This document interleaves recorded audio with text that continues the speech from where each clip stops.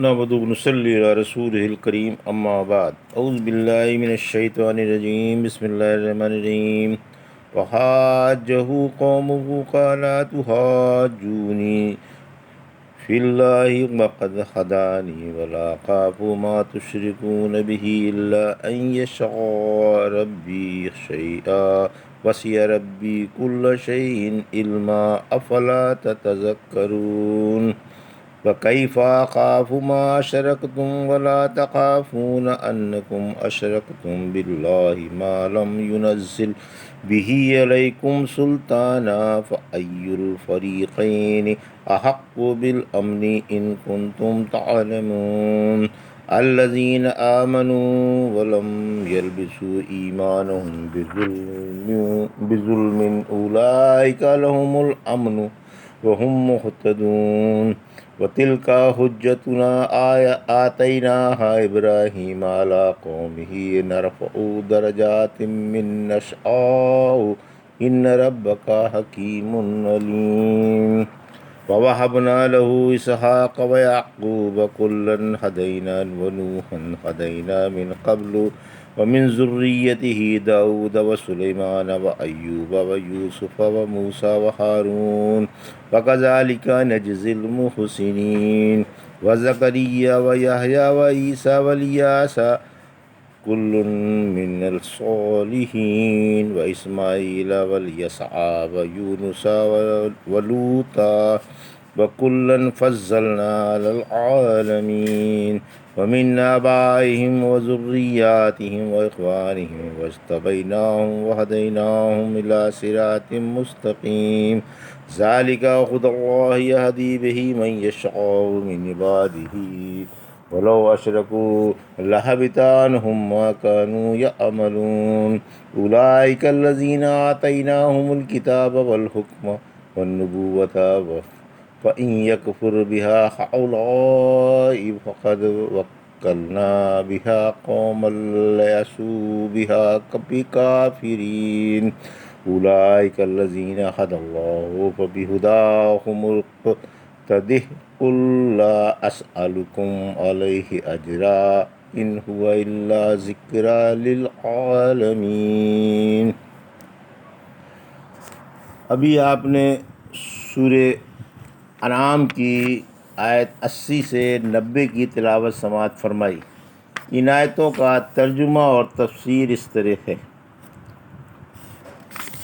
وحاجہ قومہ قال تحاجونی فی اللہ وقد ہدانی ولا اخاف ما تشرکون بہ الا ان یشاء ربی شیئا وسع ربی کل شیء علما افلا تتذکرون۔ آیت 80۔ وکیف اخاف ما اشرکتم ولا تخافون انکم اشرکتم باللہ ما لم ینزل بہ علیکم سلطانا فای الفریقین احق بالامن ان کنتم تعلمون۔ آیت 81۔ الذین آمنوا ولم یلبسوا ایمانہم بظلم اولئک لهم الامن وهم مہتدون۔ آیت 82۔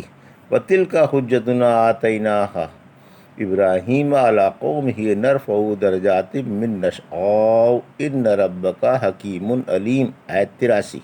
ترجمہ: آپ سے آپ کی قوم نے جھگڑا کیا، فرمایا کیا تم مجھ سے اللہ کے بارے میں جھگڑتے ہو حالانکہ اس نے مجھے ہدایت عطا فرمائی۔ مجھے تمہارے بتوں سے کوئی خوف نہیں، ہاں اگر میرا رب ہی میرے ساتھ کچھ چاہے تو اور بات ہے۔ میرے رب کا علم ہر چیز کو گھیرے ہوئے ہے، پھر تم نصیحت کیوں نہیں مانتے؟ میں کیوں تمہارے بتوں سے ڈروں حالانکہ تم اللہ کے ساتھ شرک کرنے سے نہیں ڈرتے جس کی اللہ نے تم پر کوئی دلیل نہیں اتاری۔ اگر تمہارے پاس علم ہو تو بتاؤ کہ دونوں جماعتوں میں سے کون سی جماعت امن کی حقدار ہے؟ جو لوگ ایمان لائے اور انہوں نے اپنے ایمان میں ظلم یعنی شرک نہیں ملایا، انہی کے لیے امن ہے اور وہی راہ یافتہ ہیں۔ یہ ہماری حجت تھی جو ہم نے ابراہیم علیہ السلام کو ان کی قوم پر دی تھی، جس کے درجے بلند کرنا چاہتے ہیں بلند کر دیتے ہیں۔ یقیناً آپ کا رب بڑی حکمت والا اور بڑے علم والا ہے۔ یہ تھا ترجمہ سورہ انعام کی آیت 80 سے 83 کا۔ تفسیر: آیت 80 بے جان کی عبادت حماقت ہے۔ جب ابراہیم علیہ السلام سے ان کی قوم نے توحید کے بارے میں جھگڑا کیا تو آپ نے فرمایا کہ تم مجھ سے اللہ کے بارے میں اور اس کی توحید کے بارے میں جھگڑتے ہو، حالانکہ اس نے مجھے بصیرت بخشی اور حق کی ہدایت دی۔ میں پکی دلیل پر ہوں جو اللہ نے مجھے سکھائی ہے، پھر میں تمہاری غلط باتوں کو اور باطل شبہوں پر کیوں توجہ دوں؟ پھر فرمایا کہ میں تمہارے دیوی دیوتاؤں سے ڈرتا نہیں، یعنی تمہارے عقیدے کی غلطی اس بات سے بھی ظاہر ہے کہ تم جن کی عبادت کرتے ہو وہ قطعی بے جان ہیں، کچھ بھی نہیں کر سکتے، مجھے ان کی پرواہ نہیں۔ اگر وہ میرا کچھ بگاڑ سکتے ہیں تو سب مل کر بلا ڈھیل دیے ہوئے مجھے نقصان پہنچا کر دکھائیں۔ پھر فرمایا کہ نفع و نقصان کا مالک صرف اللہ ہی ہے، اگر اللہ ہی مجھے نقصان پہنچانا چاہے گا تو نقصان پہنچے گا، ورنہ ان بتوں کے اختیار میں کچھ نہیں۔ پھر فرمایا کہ میرے رب کا علم ہر چیز کو گھیرے ہوئے ہے، اس سے کوئی بات چھپی ہوئی نہیں۔ پھر تم میری نصیحت کیوں نہیں مانتے؟ جو بات میں نے تمہیں سمجھا دی ہے اسے مانو، ظاہر ہے کہ یہ معبود کچھ نہیں، لہٰذا ان کی عبادت چھوڑ دو۔ یہ دلیل وہی ہے جو ہود علیہ السلام نے دی تھی۔ سورہ ہود کی آیت 53 سے 56 میں عادیوں نے کہا، ہود تم ہمارے پاس کوئی دلیل نہیں لائے، ہم تمہاری کہنے سے اپنے معبود چھوڑنے والے اور تم پر ایمان لانے والے نہیں ہیں، ہمارے خیال میں ہمارے کسی معبود نے تمہارا دماغ خراب کر دیا ہے۔ ہود علیہ السلام نے جواب دیا، میں اللہ کو گواہ کر کے کہتا ہوں، تم بھی گواہ ہو جاؤ کہ میں اللہ کے سوا تمہارے معبودوں سے بیزار ہوں، تم سب مل کر مجھے نقصان پہنچاؤ اور ڈھیل نہ دو۔ میرا اللہ پر بھروسہ ہے جو میرا اور تمہارا رب ہے، اور ہر زمین پر چلنے والے کی پیشانی کے بال اس کے ہاتھ میں ہیں۔ آیت 81، بے جان سے مروب ہونا نادانی ہے۔ میں کیوں ان بتوں سے مروب ہوں جو محض بے جان ہیں، جبکہ تم بھی حی و قیوم سے نہیں ڈرتے اور اس کے ساتھ شرک کرتے ہو، حالانکہ اللہ نے تم پر شرک کی کوئی سند نہیں اتاری۔ سورہ شورا کی آیت 21 میں فرمایا، کیا ان کے شریک ہیں جنہوں نے ان کے لیے وہ دین مقرر کیا ہے جس کا حکم اللہ نے نہیں دیا؟ سورہ نجم کی آیت 23 میں فرمایا، تو محض نام ہیں، میں نے اور تمہارے باپ دادا نے ان کے نام رکھ لیے ہیں، اللہ نے کوئی سند نہیں اتاری۔ پھر فرمایا کہ دونوں گروہوں میں سے امن کا حقدار کون ہے؟ اس کا پرستار جس کے قبضے میں نفع نقصان ہے، یا اس کا جو ان طاقتوں سے محروم ہے اور بلا دلیل پوجا جاتا ہے؟ یعنی ان دونوں میں سے کس کو قیامت کے روز اللہ کے عذاب سے نجات مل سکتی ہے؟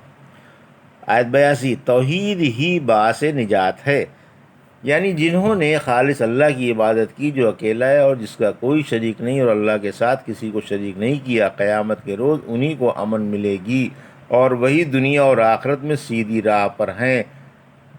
عبداللہ رضی اللہ عنہ فرماتے ہیں، جب یہ آیت اتری تو صحابہ نے کہا کہ ہم میں سے ایسا کون ہے جس نے اپنے اوپر ظلم نہ کیا ہو؟ اس پر سورہ لقمان کی آیت 13 نازل ہوئی، شرک سب سے بڑا ظلم ہے۔ عبداللہ رضی اللہ عنہ فرماتے ہیں، جب یہ آیت اتری تو صحابہ رضی اللہ عنہ کو بھاری معلوم ہوئی، پوچھا، یا رسول اللہ صلی اللہ علیہ وسلم ایسا کون ہے جو گناہوں سے بچا ہو؟ فرمایا، یہ مطلب نہیں ہے جو تم نے سمجھا، تم نے اللہ کے نیک بندے لقمان کا قول نہیں سنا؟ فرماتے ہیں آیت نمبر 13 میں، بیٹا اللہ کے ساتھ شریک نہ کرنا، یاد رکھو شرک بڑا بھاری ظلم ہے، ظلم سے مراد یہاں شرک ہے۔ ایک حدیث میں ہے کہ جو نعمتوں پر شکر، تنگی پر صبر، گناہوں پر استغفار اور ظلم و زیادتی کو معاف کرتا رہا، پھر آپ خاموش ہو گئے۔ لوگوں نے کہا، یا رسول اللہ صلی اللہ علیہ وسلم اس کے لیے کیا ہے؟ فرمایا، ایسے لوگ امن و ہدایت والے ہیں۔ آیت 83، اللہ نے توحید والوں کی تصدیق فرمائی اور انہیں امن و ہدایت کی بشارت سنائی، فرمایا کہ یہ ہماری عطا کردہ دلیل پر ہیں۔ پھر فرمایا کہ آپ کا رب اپنے اقوال و افعال میں حکمت والا اور خوب جاننے والا ہے کہ کون ہدایت کے قابل ہے اور کون نہیں۔ ازلی بدبخت سیدھی راہ پر کبھی نہیں آئے گا، خواہ اس کے سامنے کتنی ہی پکی دلیلیں پیش کر دی جائیں۔ سورہ یونس کی آیت 96-97 فرمایا، جن پر آپ کے رب کی بات ثابت ہو چکی وہ کبھی ایمان لانے والے نہیں، اگرچہ ان کے پاس ساری نشانیاں آ جائیں، جب تک دردناک عذاب نہ دیکھ لیں گے۔ وَوَهَبْنَا لَهُ إِسْحَاقَ وَيَعْقُوبَ وَكُلًّا هَدَيْنَا وَنُوحًا هَدَيْنَا مِن قَبْلُ وَمِن ذُرِّيَّتِهِ دَاوُودَ وَسُلَيْمَانَ وَأَيُّوبَ وَيُوسُفَ وَمُوسَى وَهَارُونَ وَكَذَلِكَ نَجْزِي الْمُحْسِنِينَ۔ آیت 84، وَزَكَرِيَّا وَيَحْيَىٰ وَعِیسیٰ وَإِلیاسَ کل من الصالحین آیت 85، و اسماعیل والیسع و یونس و لوطا و کلن فضلنا علی العالمین آیت 86، ومن آبائہم و ذریاتہم و اخوانہم واجتبیناہم و ہدیناہم الی صراط مستقیم آیت 87، ذالک ھدی اللہ یہدی بہ من یشاء من عبادہ ولو اشرکوا لحبط عنہم ما کانوا یعملون آیت 88، اولئک الذین آتیناہم الکتاب والحکم والنبوۃ فإن یکفر بہا ہؤلاء فقد وکلنا بہا قوما لیسوا بہا بکافرین آیت 89، اولئک الذین ھدی اللہ فبہداہ ھم اقتدہ قل لا اسألکم علیہ اجرا ان ہوا الا ذکریٰ للعالمین آیت 90۔ ترجمہ، اور ہم نے انہیں اسحاق اور یعقوب عطا کیے، ہر ایک کو ہدایت دی، اور اس سے پہلے ہم نے نوح کو ہدایت دی تھی، اور ان کی اولاد میں سے داؤد کو، سلیمان کو، ایوب کو، یوسف کو، موسیٰ کو اور ہارون کو ہدایت دی۔ ہم مخلصوں کو اسی طرح بدلہ دیتے ہیں، اور زکریا کو، یحییٰ کو، اور عیسیٰ اور الیاس کو، یونس کو اور لوط کو بھی ہم نے ہر ایک کو دنیا والوں پر فضیلت دی، اور ان کے بعض باپوں کو، ان کی بعض اولاد کو، اور ان کے بعض بھائیوں کو بھی ہم نے انہیں چن لیا اور انہیں سیدھی راہ پر ڈال دیا۔ یہ اللہ کی ہدایت ہے، وہ اپنے بندوں میں سے جسے چاہے ہدایت سے نوازے، اور اگر یہ شرک کرتے تو ان کے سارے عمل برباد ہو جاتے۔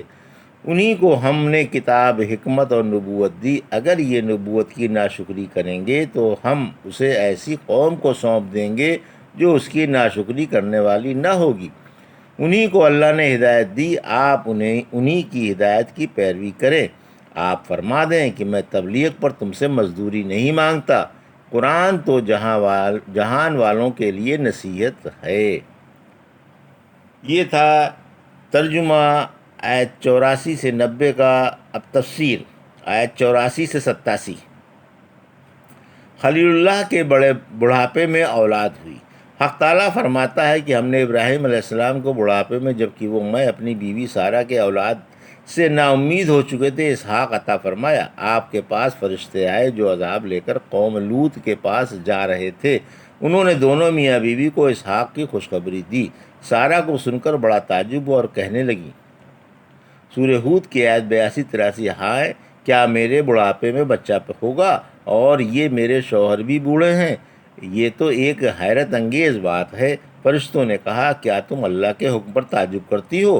اے ابراہیم کے گھر والو، تم پر اللہ کی رحمتیں اور برکتیں ہیں، واقعی اللہ تعریفوں اور بزرگیوں والا ہے۔ فرشتوں نے آپ کو ان کی نبوت کی اور نسل کی بھی بشارت دی۔ سورہ صافات کی آیت 112 میں فرمایا، ہم نے انہیں اسحاق کی خوشخبری دی جو نبی ہوں گے اور نیکوں میں سے ہوں گے۔ یہ کامل ترین بشارت اور عظیم ترین نعمت ہے۔ سورہ ہود کی آیت 71 میں فرمایا، ہم نے انہیں اسحاق کی اور اسحاق کے بعد یعقوب کی بشارت دی، یعنی تم دونوں کی زندگی میں اسحاق کے بیٹا یعقوب پیدا ہوگا اور اس سے بھی تم دونوں کی آنکھیں ٹھنڈی ہوں گی جیسے اسحاق سے ہوئیں، کیونکہ پوتے سے بھی مسرت ہوتی ہے، اس لیے یہ بقائے نسل کا ذریعہ ہے۔ آیت 88، شرک بڑوں کے عمل بھی غارت کر دیتا ہے، یعنی انہیں ہدایت و سیدھی راہ کی توفیق سے ہاتھ آئی۔ فرمایا، اگر یہ لوگ بھی شرک کرنے لگیں تو ان کے سارے عمل غارت ہو جائیں گے۔ گویا شرک کی ایسی نحوست ہے کہ یہ بڑوں کے عملوں پر بھی پانی پھیر دیتا ہے۔ اس میں اشارہ ہے کہ شرک کے پاس تک بھی نہ جاؤ۔ سورہ زمر کی آیت 65 میں فرمایا، آپ پر اور آپ سے پہلے تمام نبیوں پر یہ وحی کی گئی کہ اگر تم شرک کرو گے تو تمہارے عمل غارت ہو جائیں گے اور تم دیوالیہ بن جاؤ گے۔ آیت 89، کتاب و نبوت اللہ کی مہربانی کی دلیل ہے۔ یہ ہماری مہربانی ہے کہ ہم نے اپنے بندوں پر کتاب و نبوت اور حکومت کے انعام فرمائے۔ دنیا والے انکار کرتے ہیں تو کریں، ہم نے اپنی یہ نعمتیں ایسی قوم کو سونپ دیں جو انکار کرنے والی نہیں، یعنی مہاجرین و انصار کو، اور قیامت تک ان کے نقش قدم پر چلنے والوں کو، جن کا محکم اور متشابہ ہر ایک آیت پر ایمان ہے، اور ہم نے انہیں اپنے احسان و کرم سے یہ نعمتیں دی ہیں۔ آیت 90، انبیاء کرام کی پیروی کا حکم۔ رسول اللہ صلی اللہ علیہ وسلم سے خطاب ہے کہ مذکورہ بالا انبیاء اور ان کے بعض اصول و فروغ اور ہم طبقہ حضرات ہی ہدایت والے ہیں، دوسروں کے پاس ہدایت نہیں۔ اے پیارے رسول صلی اللہ علیہ وسلم آپ بھی انہی کی ہدایت کی پیروی کریں۔ جب رسول اللہ صلی اللہ علیہ وسلم کو ان کی اتباع کا حکم ہے تو امتیوں کی بدرجہ اولا ہوا۔ پھر فرمایا کہ آپ فرما دیں میں جو اس قرآن کی تبلیغ کر رہا ہوں تو میں تم سے اس کی مزدوری طلب نہیں کرتا اور نہ ہدایت کے علاوہ تم سے کچھ اور چاہتا ہوں۔ یہ قرآن تو دنیا والوں کے لیے نصیحت ہے۔ لوگ اسے پڑھ کر گمراہی سے ہدایت پر، کفر سے ایمان پر اور اندھے پن سے بصیرت و بصارت پر آ جاتے ہیں۔ یہ تھا سورہ انعام کی آیت 80 سے 90 کا ترجمہ اور تفسیر جو بھی آپ نے سماعت فرمائی۔ بارک اللہ لی و لکم فی القرآن الحکیم و نفعنی وایاکم بآیات الذکر الحکیم۔